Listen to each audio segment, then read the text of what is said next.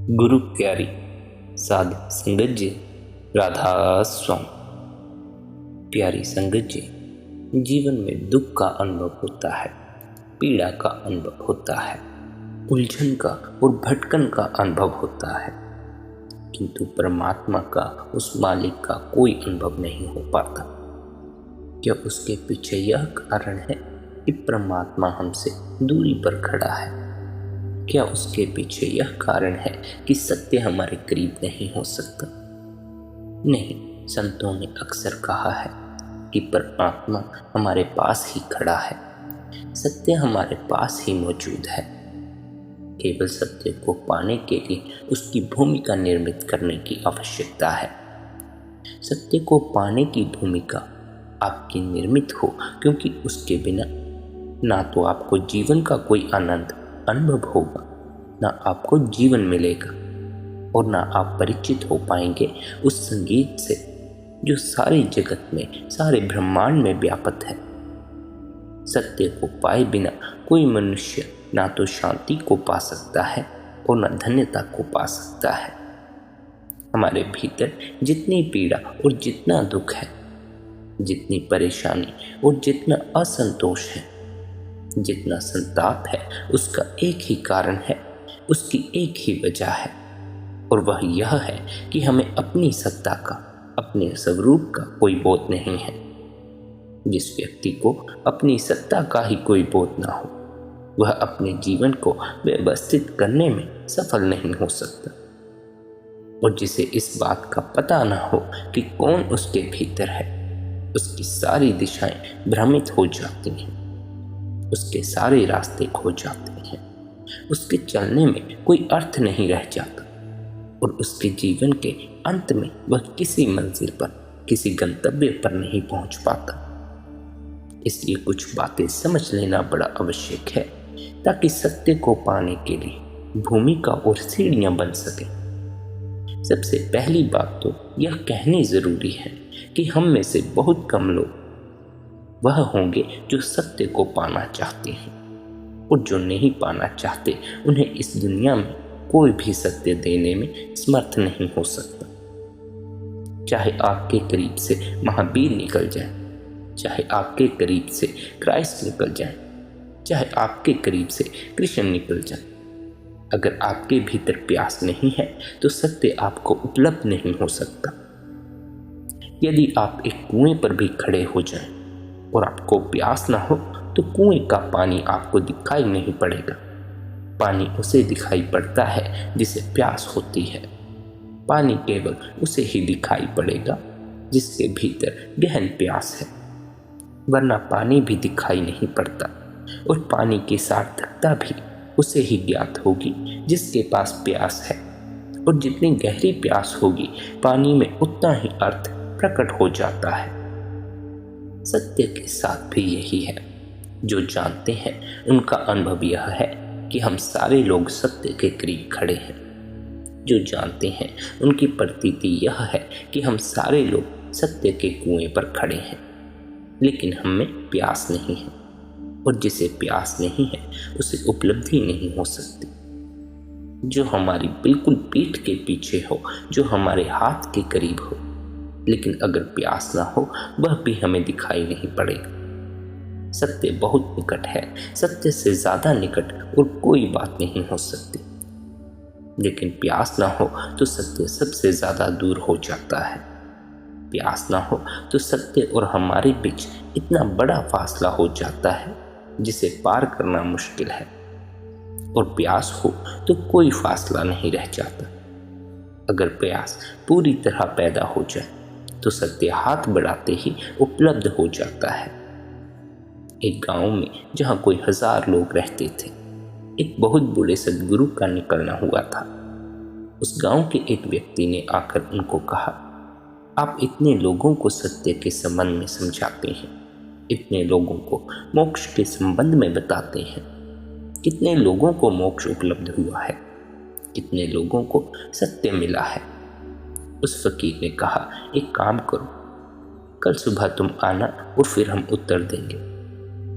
वह कल सुबह आया। उस फकीर ने कहा, तुम गांव में जाओ और सारे लोगों से पूछना कि कौन व्यक्ति क्या चाहता है और एक पर्ची बनाकर मेरे पास आ जाना। वह आदमी गांव में गया, 1000 लोग वहां रहते थे। उसने सुबह से सांझ तक एक एक आदमी को मिलकर पूछा कि तुम्हारी आकांक्षा क्या है, और साँझ को वह पूरी पर्ची बनाकर आया। उस फकीर ने पूछा, इस पर्ची में कोई आदमी सत्य को भी चाहता है? उसमें एक भी आदमी नहीं था जो सत्य को चाहता हो। धन को चाहने वाले थे, यश को चाहने वाले थे, पुत्र पुत्रियों को चाहने वाले थे और सब कुछ चाहने वाले थे, किंतु परमात्मा को, सत्य को कोई चाहने वाला नहीं था। उन हजारों लोगों में से एक ने भी नहीं लिखा था कि मैं सत्य को चाहता हूं।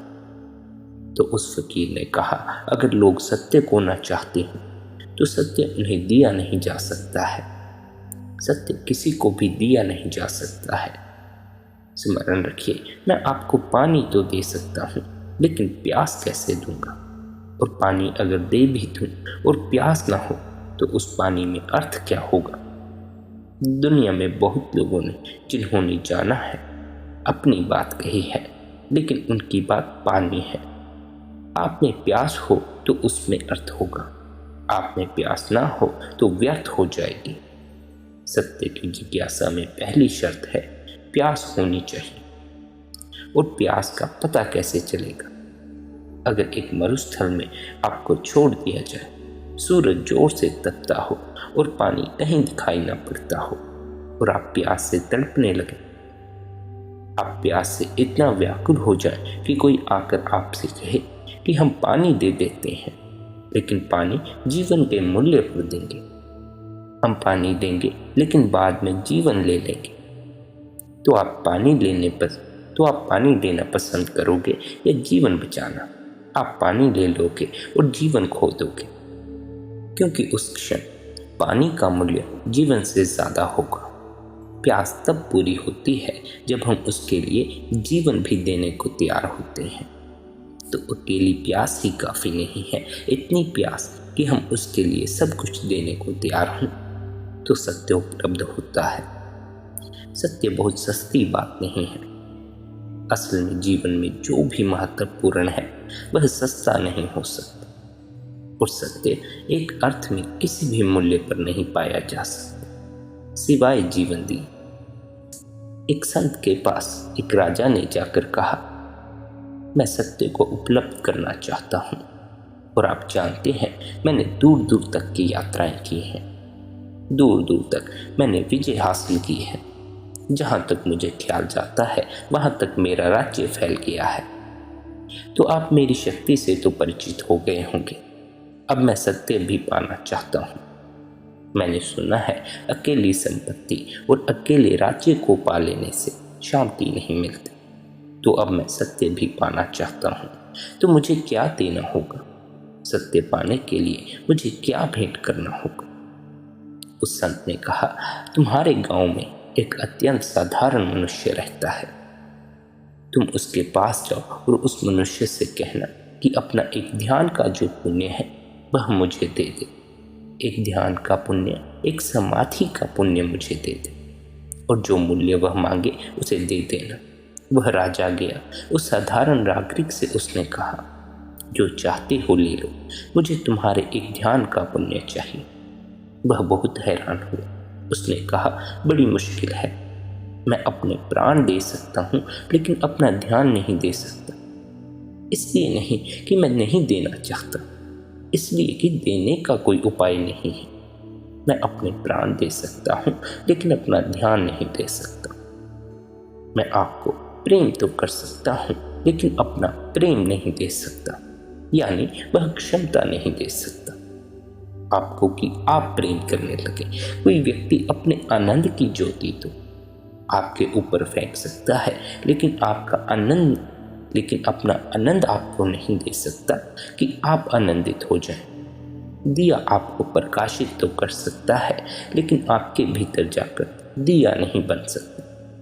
कुछ है जो नहीं दिया जा सकता, और जो नहीं दिया जा सकता वही मूल्यवान है। जो दिया जा सकता है उसका कोई मूल्य नहीं है। इस जगत में दो ही तरह की चीजें हैं। एक वे चीजें हैं जो दी जा सकती हैं, जो बाजार में बेची जा सकती हैं, जिनको खरीदा जा सकता है, जिनको बेचा जा सकता है, जिनका कोई मूल्य निर्धारित हो सकता है। सामग्रियां हैं, वस्तुएं हैं। और एक और तरह की भी चीजें हैं जिनका कोई बाजार नहीं हो सकता, जिनको दिया नहीं जा सकता, जिनको बांटा नहीं जा सकता, जिनको खरीदा नहीं जा सकता। बस दो ही तरह की चीजें हैं दुनिया में। जो पहली तरह की चीजों में अपने जीवन को गवा देता है, वह बिल्कुल व्यर्थ गवा देता है।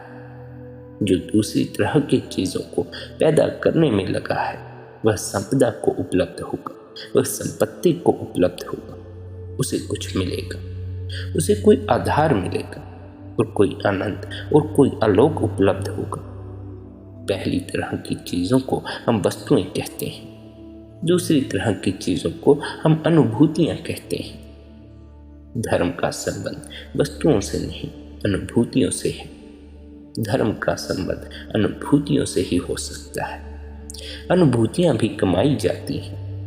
और उस छोटे से साधक ने उस राजा से कहा, मैं अपने प्राण दे दूं, लेकिन अपनी अनुभूति कैसे दूं?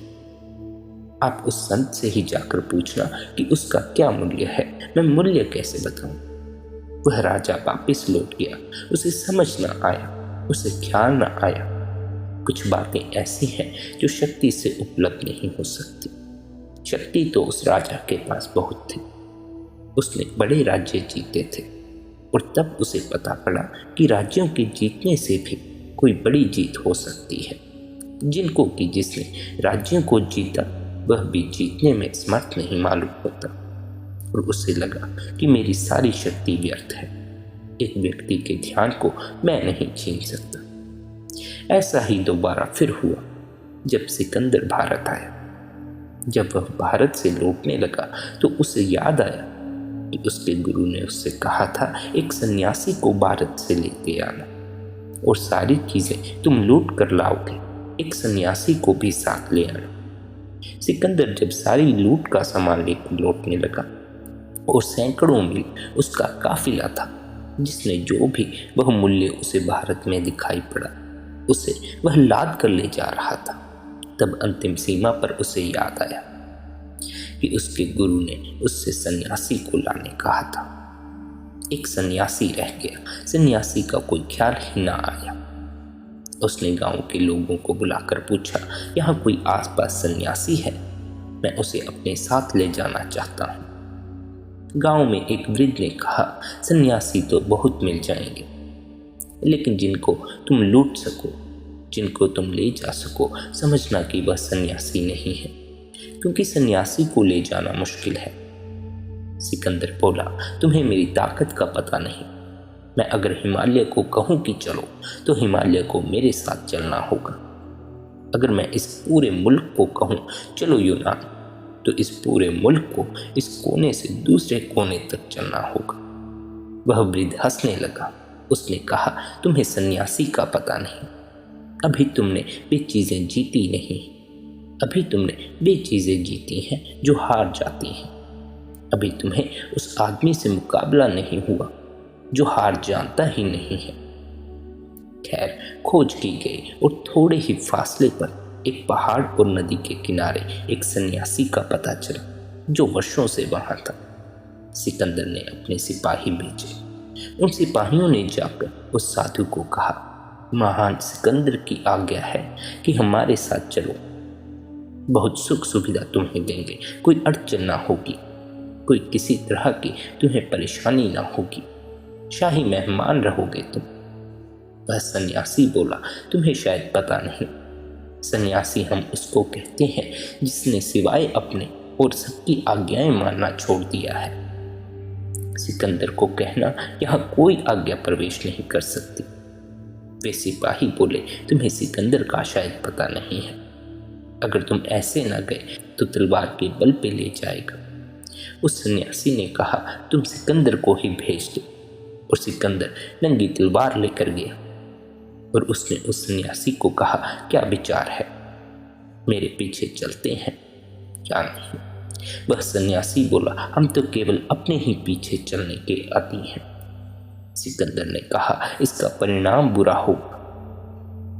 सन्यासी ने कहा, जिसको तुम चोट पहुंचा सकते हो उसका हम त्याग कर चुके हैं। सिकंदर ने कहा, परिणाम मृत्यु होगा। उस सन्यासी ने कहा, जो मर जाता है उसे हमने समझ लिया, वह हमारा होना नहीं है। और जिसे तलवार काट सके, जिसे आग जला सके, वह हमारी सत्ता नहीं है। हम उससे पीछे हट गए हैं। और अगर तुम्हारी मर्जी हो तो काटो, तुम भी देखोगे सिर को गिरते हुए और हम भी देखेंगे सिर को गिरते हुए। क्योंकि जो हमारा प्राण है, जो हमारी आत्मा है, वह इसके पीछे है और इसकी साक्षी हो सकती है। सिकंदर की म्यान उठी, उसकी तलवार म्यान के भीतर चली गई। उसने अपने सैनिकों से कहा, वापिस लौट चलो, सन्यासी को ले जाना कठिन है। उस सन्यासी ने चलने वक्त कहा, सन्यासी को मार डालना तो आसान है, सन्यासी को जीतना संभव नहीं है। सिकंदर जब वापस पहुंचा तो उसके गुरु ने पूछा, सन्यासी को लाए हो? तो सिकंदर बोला, सारा संसार ला सकता था, सन्यासी को लाने की बात मत करो। और एक दफा एक जगह पर एक साधारण नंगे फकीर के पास जाकर मुझे पता चला कि मेरी सारी शक्ति 2 कौड़ी की है। सच्चे संतों के पास जाकर हर किसी को इस बात का पता चल जाता है।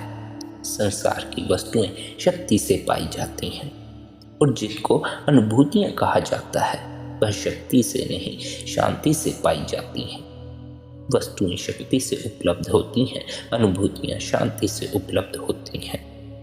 जिसकी शक्ति पर आस्था है वह केवल वस्तुओं को इकट्ठा कर पाएगा, और जिसकी शांति पर आस्था है वह अनुभूतियों को भी उपलब्ध हो जाता है। स्मरण रखें, इसका अर्थ हुआ कि शांति शक्ति से भी बड़ी शक्ति है।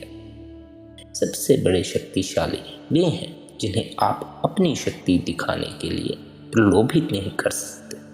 सबसे बड़े शक्तिशाली वे हैं जिन्हें आप शक्ति का प्रदर्शन करने के लिए उत्तेजित नहीं कर सकते। सबसे बड़े शक्तिशाली वे हैं जो उस सीमा तक शांत हो गए हैं कि उन्हें अशांत करने का उपाय संसार के हाथ में कोई भी नहीं रह जाता है। शांति अद्भुत शक्ति है, एक बहुत दूसरे लोक की शक्ति है, और शांति भूमिका है सत्य को पाने की। जो शांत नहीं है वह सत्य को नहीं पा सकता है। तो सबसे पहली बात है, सत्य को पाने की प्यास चाहिए। दूसरी बात है, सत्य को पाने के लिए शक्ति की निष्ठा छोड़कर शांति की श्रद्धा उत्पन्न होनी चाहिए। शांति की निष्ठा हम सबके भीतर है।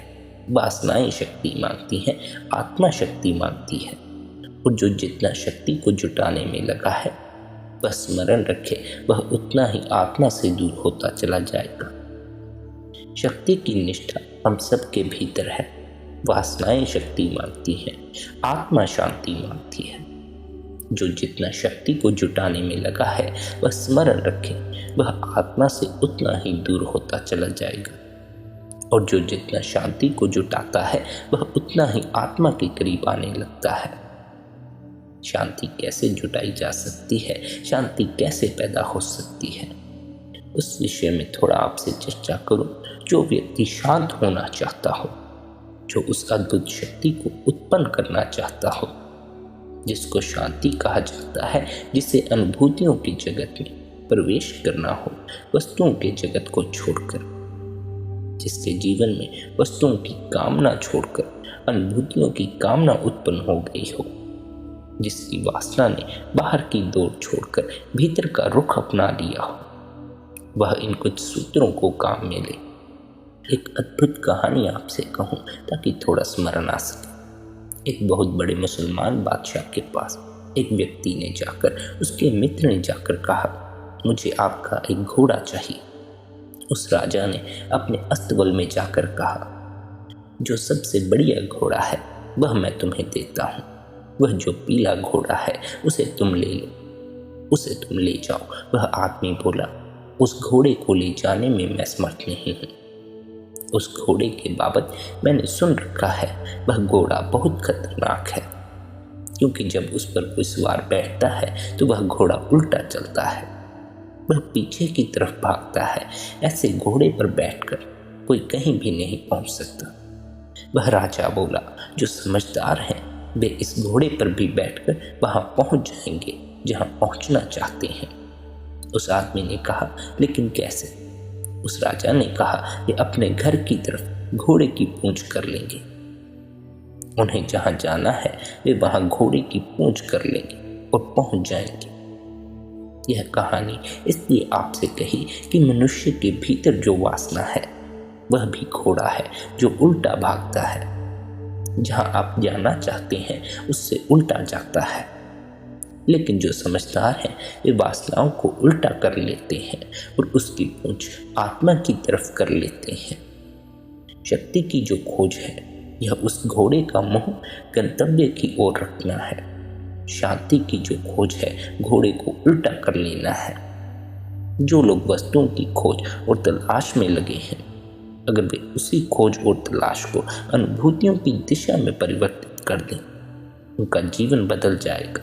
वे साधारण मनुष्यों से परिणित होकर असाधारण दिव्य जीवन में परिणित हो जाएंगे।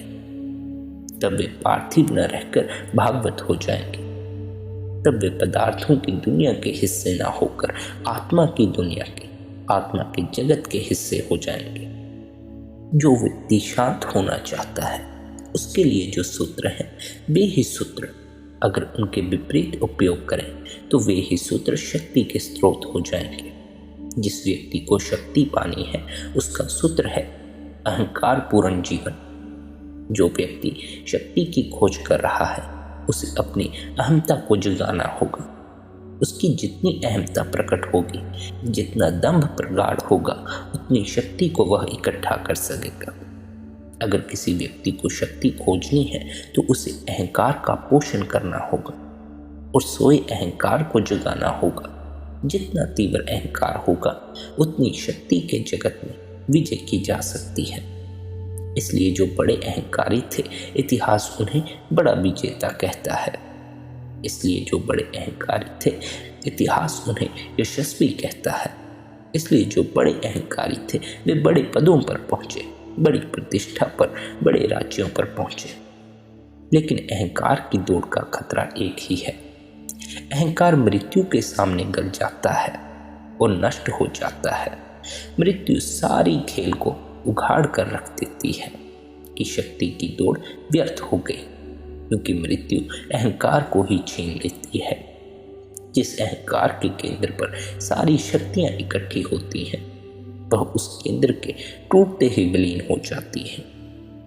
इसलिए जितना शक्तिशाली मनुष्य होगा उतना ही मृत्यु से डरता है। इसलिए जितने बड़े पद पर कोई व्यक्ति होगा उतना ही मृत्यु से भयभीत होता है। जितनी ही उसकी अहंता का विस्तार होगा उतनी ही मृत्यु का भय गहरा उसके भीतर हो जाता है। इसके विपरीत जो शांति का खोजी है उसे निरअहंकार चर्या को उत्पन्न करना होता है। उसे अपने भीतर अहंकार के जितने भी रूप होते हैं उन्हें पानी देना बंद करना होता है और जो बीज अंकुरित होते हैं उन्हें रोशनी देना बंद करना होता है। उसे अपने भीतर स्पष्ट बोध रखना होता है कि चर्या अहंकार के प्रगाढ़ करने का माध्यम न बन जाए और हम इस तरह न जिए कि हमारा अहंकार निरंतर प्रगाढ़ से प्रगाढ़ होता जाए। उसे अहंकार को क्षीण और विलीन करना होता है। अहंकार पूर्ण चर्या शक्ति की दिशा में ले जाती है। अहंकार शून्य चर्या शांति की दिशा में ले जाती है। जो शांति के लिए उत्सुक हैं उन्हें अहंकार को छोड़ने के लिए राजी होना है। और अहंकार से बड़ी क्या कोई अशांति है? क्या अहंकार से बड़ी कोई और अशांति हो सकती है? अपने भीतर खोजें, उठने में, बैठने में, जागने में देखें क्या अहंकार से गहरी कोई अशांति है। वहां दिखाई पड़ेगा जितना अहंकार है उतनी ही अशांति है। जितना अहंकार तीव्र है उतनी तीव्र अशांति है। जो निरअहंकारी है उन्हें अशांत होने का कारण ही विलीन हो जाता है। वह जो अहंकार का केंद्र है, वह जो स्थल है, वह जो मैं का भाव है, वह सारी अशांति का कारण है। और जितनी अशांति होती है आदमी में उतनी ही वह शक्ति का इच्छुक होता है, और जितनी अशांति आदमी में होती है वह शक्ति का उतना ही इच्छुक होता है, क्योंकि शक्ति से वह अशांति की कमी को भरना चाहता है, शक्ति से वह शांति की कमी को भरना चाहता है। वह यह धोखा देना चाहता है अपने को कि मेरी शांति नहीं है, कोई हर्ज नहीं, मेरे पास शक्ति है और शक्ति से मैं पूर्ति कर लूंगा उस शांति की जो कि नहीं है। लेकिन यह पूर्ति नहीं हो सकती। परमात्मा के जगत में कोई धोखा नहीं चल सकता, अनुभूतियों के जगत में कोई धोखा नहीं दिया जा सकता। हम धोखा दूसरों को दे सकते हैं, अपने को धोखा देने का कोई उपाय आज तक इजाद नहीं हो सका है। वहाँ 2 और 2 4 ही होते हैं, वहाँ 2 और 2 के 5 या 3 होने का कोई रास्ता नहीं है। तो कोई कितना ही शक्ति इकट्ठा कर ले, अशांति उतनी ही बनी रहेगी और शांति की पूर्ति नहीं हो सकती। वो भी कैसे सकती है? शक्ति अशांति का लक्षण है, अशांति की खोज है। शांति तो बड़ी अलग बात है, उसकी पूर्ति शक्ति से नहीं हो सकती है। शांति के साधक के लिए यह आवश्यक है कि वह अहंकार शून्य चर्या को अपनाए। कैसे अपनाए अहंकार शून्य चर्या को? वह कैसे अपनाएगा? बहुत लोग चेष्टा करके अपना लेते हैं, बिना समझे बिना जाने अपना लेते हैं। एक आदमी हो सकता है कि यह सोचकर कि अहंकार छोड़ देना है तो शक्ति छोड़ दे, राज्य छोड़ दे। समझ ले, बड़ा राजा हो, सम्राट हो, वह यह सोचकर कि शक्ति छोड़ देनी है और शांत हो जाना है, अहंकार शून्य चर्या उत्पन्न करनी है तो मैं राज्य छोड़ देता हूँ, तो वह राज्य छोड़कर चला जाएगा। लेकिन अगर यह राज्य अज्ञान में छोड़ा गया हो तो उसके मन में यह भाव उत्पन्न होने लगेगा, मैं वह व्यक्ति हूँ जिसने इतने बड़े राज्य को छोड़ा। और तब राज्य पाने से जो अहंकार पोषित होता था, वही अहंकार राज्य छोड़ने से भी पोषित होता रहेगा। उसका त्याग व्यर्थ हो जाएगा। अज्ञान में किया गया त्याग कचरे में फेंके गए हीरे की तरह है, उसका कोई मतलब नहीं। अज्ञान में किया गया त्याग कोई अर्थ नहीं रखता, क्योंकि जिस चीज की पूर्ति भोग से होती थी उसी चीज की पूर्ति त्याग से होने लगती है। कोई भी इस धोखे में ना रहे कि शक्ति को छोड़ देने से निरअहकार हो जाया जाता है। निरअहकार तो वह हो सकता है जिसकी शक्ति ज्ञान से विसर्जित होती है, जो ज्ञान से छूटता है। ज्ञान से अहंकार कैसे छूटेगा? ज्ञान से अहंकार छूटता है और अकेले ज्ञान से छूटता है। कभी यह विचार आपने नहीं किया होगा कि यह आपके भीतर जो मैं की तरह बोलता है क्या है? यह कौन है जो मैं है? यह सच में कोई इकाई है या झूठा बोध है? यह बिल्कुल झूठा बोध है, इसकी कोई इकाई नहीं है। कभी एकांत में आंख बंद करके भीतर उसे खोजें जो मैं है। आपको मैं का कोई स्वर सुनाई नहीं पड़ेगा। मैं का स्वर इसलिए सुनाई पड़ता है कि निरंतर समाज में घिरे रहने से और निरंतर भाषा के द्वारा मैं का उपयोग करने से और निरंतर तू का उपयोग करने से, निरंतर दूसरे अहंकारों के बीच घिरे रहने से आपको भी लगता है मैं हूँ। बचपन से एक नाम दे दिया जाता है और इस जगत में सबसे बड़ा खतरा उसी से हो जाता है। हर आदमी को एक नाम दे दिया जाता है, जबकि किसी आदमी का कोई नाम नहीं है। नाम मनुष्य की सबसे खतरनाक इजादों में से एक है। उसके बिना चल नहीं सकता था, इसलिए यह इजाद करना पड़ा। लेकिन किसी आदमी का कोई नाम नहीं है। स्मरण रखें, नाम बिल्कुल झूठी बात है। आप तो अपने आप को वही समझे बैठे हैं जो आपका नाम है। आप उस नाम से ही चिपक गए हैं। आपको इस बात को स्मरण करने का प्रयास करना है कि जो पैदा हुआ था, जो बिना नाम के पैदा हुआ था, आपको उसे स्मरण करना है। आपको यदि उस पल का भी स्मरण आ जाए जो पैदा हुआ था बिना नाम के, जो पैदा हुआ था जिसे धर्म का कोई पता नहीं था कि मेरा धर्म क्या है, जो पैदा हुआ था बिना नफरत लिए, जो पैदा हुआ था बिना क्रोध लिए, जो पैदा हुआ था बिना किसी वासना के। यदि आप उस पल को स्मरण कर सके तो शायद आपको याद आए कि आप बिना नाम के पैदा हुए थे। नाम तो बड़ी बाद में आपको दिया गया, लेकिन अब आप अपने नाम को ही आप समझे बैठे हैं। नहीं, नाम तो बाद में रखा गया है। जो पैदा हुआ था वह कौन है, यह पता करना बड़ा ही आवश्यक है। और ध्यान मार्ग इसी सब को जानने की विधि है, सेल्फ रिमेम्बरिंग की विधि है। सच्चे सद्गुरु के पास जाकर ध्यान की विधि अवश्य लें। राधा स्वामी जी।